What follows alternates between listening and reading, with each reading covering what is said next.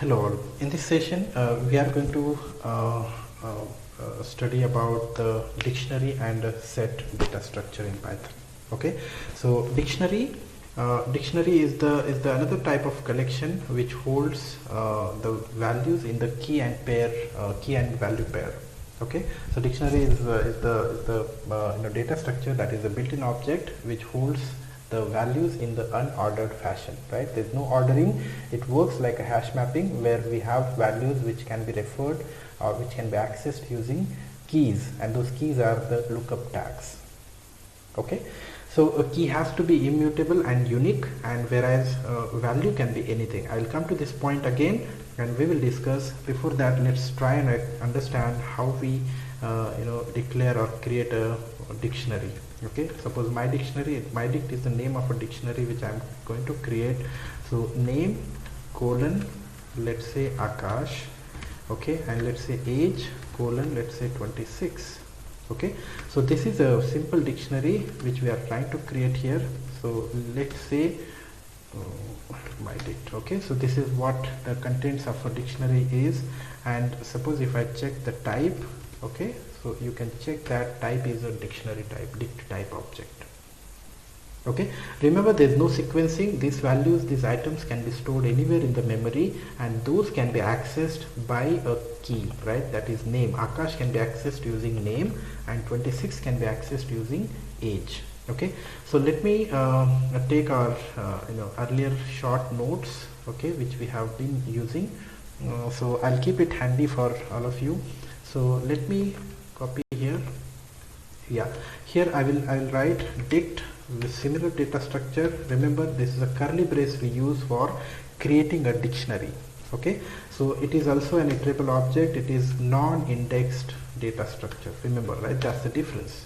Okay, and it is also mutable. Unlike tuple, unlike string, it is mutable data structure. Like list is also a mutable data structure. Okay, just imagine that it is there is a key value pairs stored the data in the form of.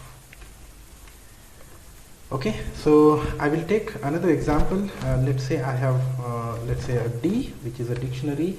I will use A in the dictionary colon, let's say I will use 10 and B colon 20. Okay, that's a simple data we have stored into a dictionary. And now if I have C, okay, so which actually we don't have, that is not present, but if I want to add something there in the dictionary, that's how we can add, right? We have to just use the key whatever we want to use and put some value that is stored into the dictionary.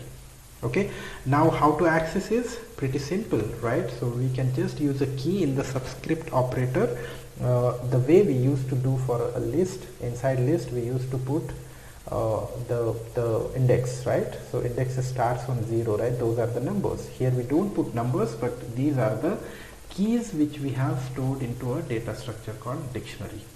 Okay, so we can access those values, we can manipulate those values, by the way, right? Here if I try and put, let's say 2 into that particular value, so 10 becomes 12. Okay, so that is how it works. Let's say I will take another example, ladies purse. Okay, suppose it has a few things here. Let's say cash, let's say 1800, cards.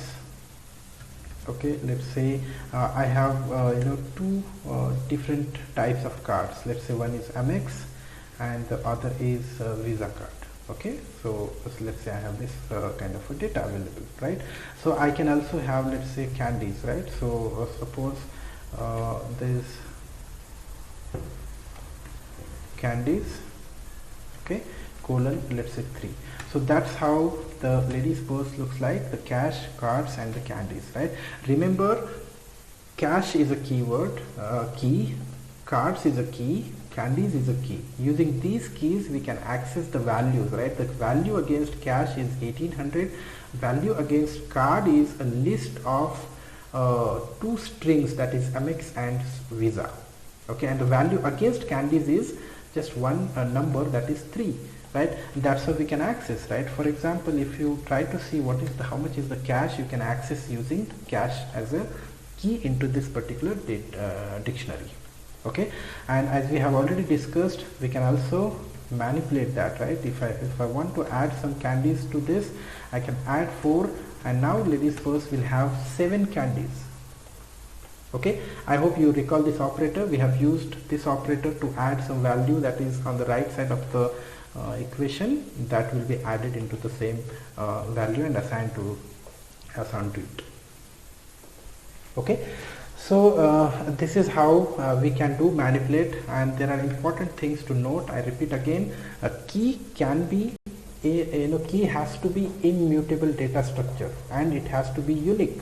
Okay, we can't have duplicate keys in a dictionary. And obviously when I say immutable, the values or the key objects possible one can use is a string, integer, float and tuple. Okay, so those are valid keys, right? But we can't have a list as a key, because list is mutable data structure. But there is no restriction on the values. Value can be anything in the dictionary. Okay, it can be a dictionary itself, right? That is called nested dictionary.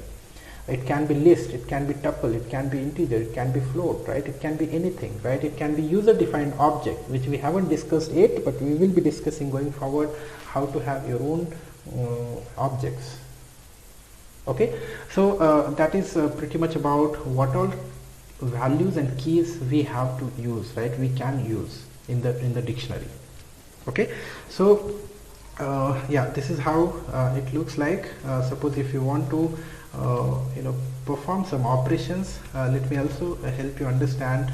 Suppose item, I want to iterate over a dictionary, and since we have discussed that this is an iterable object, and look at this, what happened, right?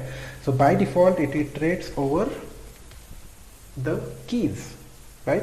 But we haven't mentioned anything like this, right? But by default it iterates over keys, and that's okay, right? So cash, cards and ladies, right? Sorry, candies. But I was interested to access these values, in fact.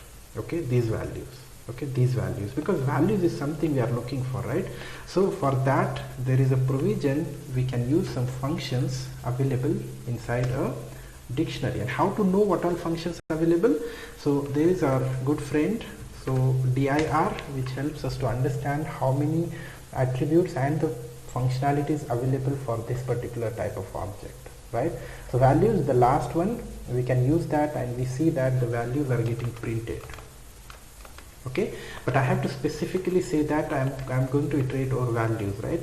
But I may want to get the item, the keys as well, right? So many times we might use this this kind of a syntax, but here you could also print the values as well, because item is a key, and as we have discussed earlier, so value can be accessed using key. Look at this, line number 15, line number 16.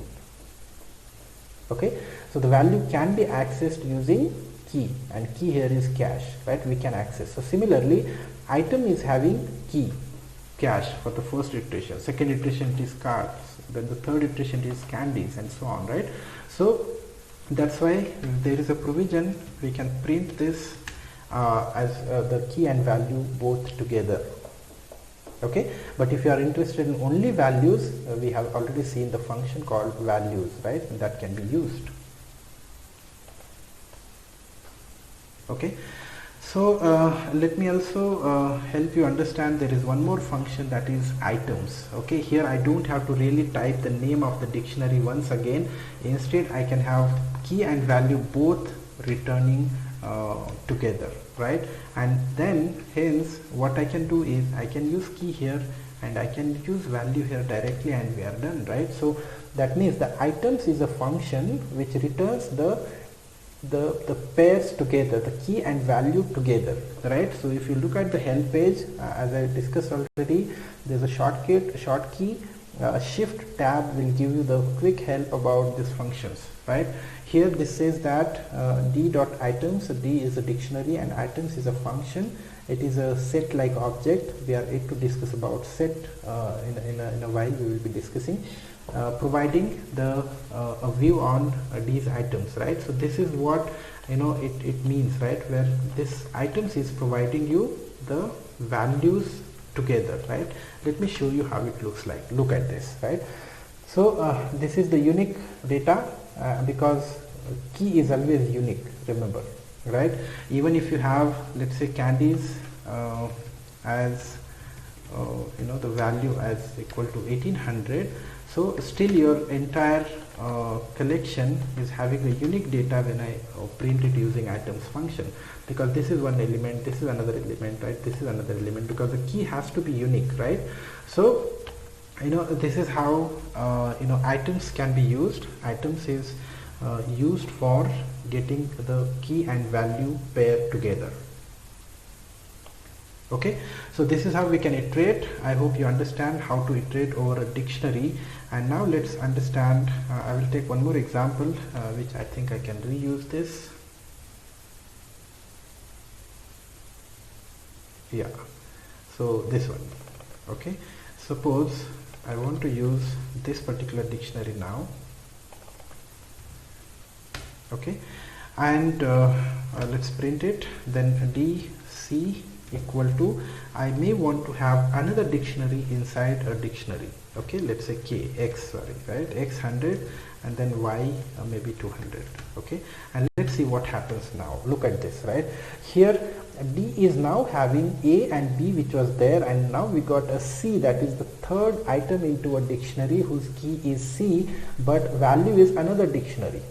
Okay, this is also called a nested dictionary, there where the value is a dictionary and we can hold, right? This is what exactly we have seen on the presentation, right, on the PPT, where we have seen that value can be anything but key has to be unique and mutable data structure. Correct? So yeah, so this gives you a clear idea about how dictionary looks like, and dictionary also can hold the value can be not only a dictionary or any kind of mutable object. We can also have mutable or immutable, any value can be present, right? Here we have used list as the value, here against cards, and here we have used a dictionary as a value against key as C. Okay, so this is how we can use some of the basic functions available on your data on your dictionary. Okay, so there are some more functions. If you check at the dictionary help page, you will see that how clear can be used, how copy or from keys. So these are some of the functions we can think about using. Okay, so now let's try and understand how we can use something called clear. Okay, let's see what happens if I do clear, right? Look at this, the data has gone, right? D has these values. Okay, and now we can see that the dictionary is does not hold any data into it. Okay, so let me repeat. I have, let's say, a dictionary which I can use here. Okay, let me type here D equal to a dictionary, and I have values. And now if I check the identifier of this memory identifier, we can print it in the hexadecimal format. I have some data here, right?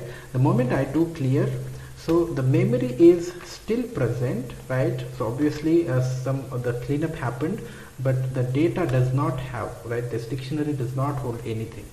Okay, so we will see the next part of the dictionary in the next video, and then we will discuss set. Okay, next function in dictionary is get.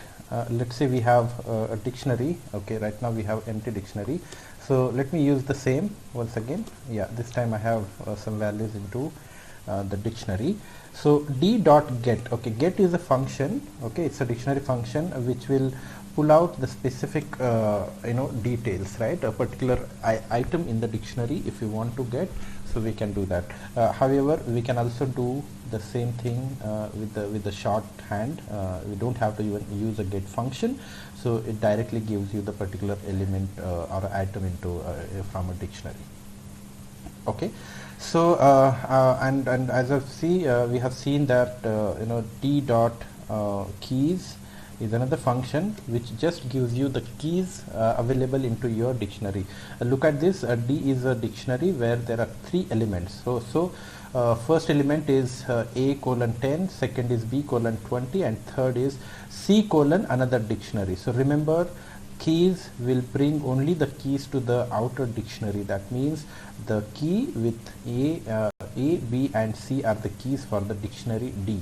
So remember, the second dictionary, that is the inner dictionary, is a value against key C, right? That's why X and Y, these are not the keys which we can pull out from this dictionary, because that is a part of a value.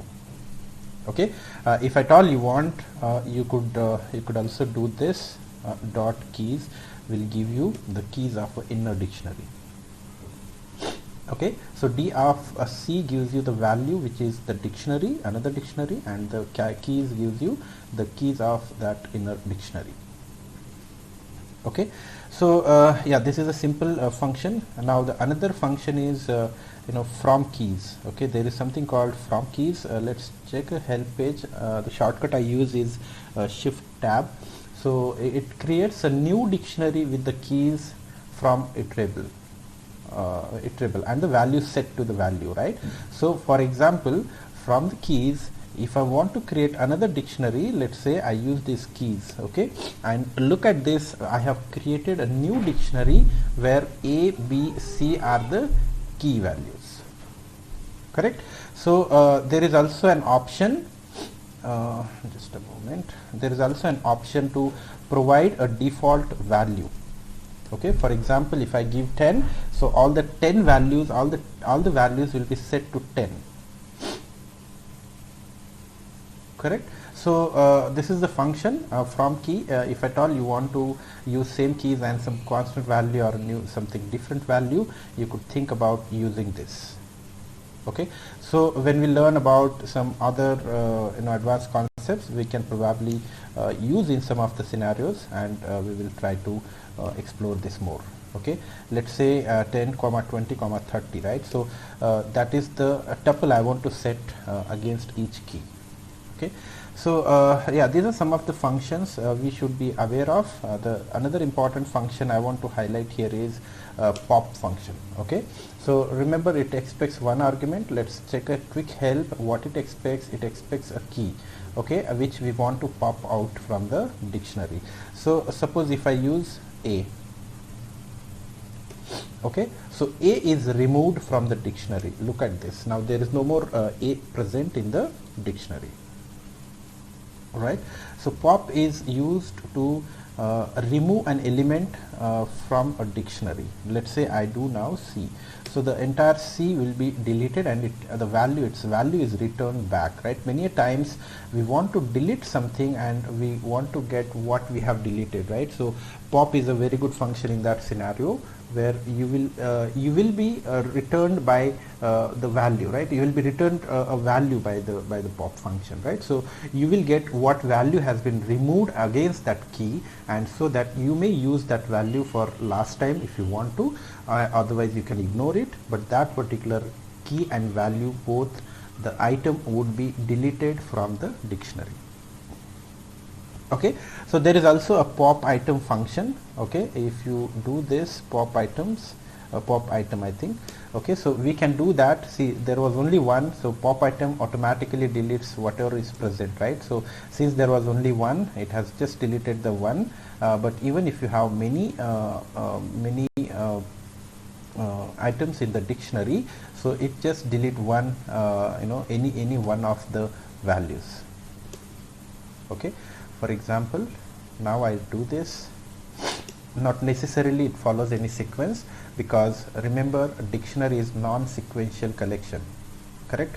So it might pick anything and delete. So I rarely use this function. I preferably use pop, because pop is a good function which actually remove that element, as well as it returns the value what we are removing, right? And key is used so that we are pretty sure that what we are actually removing from a dictionary, and we also, if we want to store somewhere, we have a luxury to store that or assign this to somewhere else, right? Some other variable. So let me run again.